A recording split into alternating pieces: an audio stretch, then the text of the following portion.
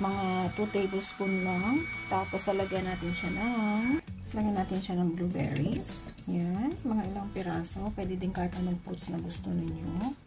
Yan, tapos meron din ako nito guys, which is yung almond. So lalagyan lang natin dyan. Tapos meron din ako nito. Ito yung tinatawag natin guys na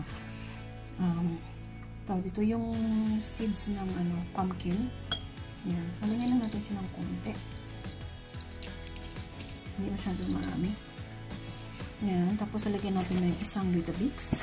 Tapos, a few pieces of this. And lalagyan natin ng milk. Yun. Ready for breakfast yan.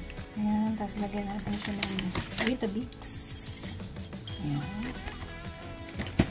Kasi bukas, may trabaho ako sa facility. So, hindi ako makakapagluto ng normal way. So, ganito lang yung gagawin natin. Tapos, lagyan lang natin ito guys. Cornflakes. Mga ilang, lang, konti lang. Hindi na lang.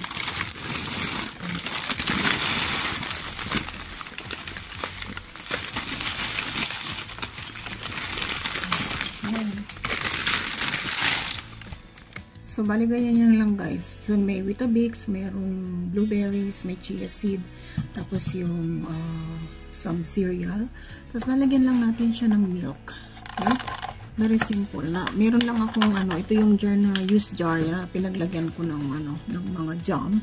So hindi ko yan tinatapon. So lalagyan lang natin siya ng milk. Hanggang mapuno lang siya, guys. Yan. Tapos ang gagawin lang natin sa kanya, tatakpan lang natin yan, guys, at ilalagay natin yan sa rep.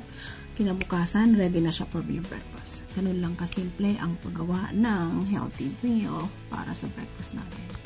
Ayan na siya guys. So, siniled ko na lang. Shake lang natin ng konti.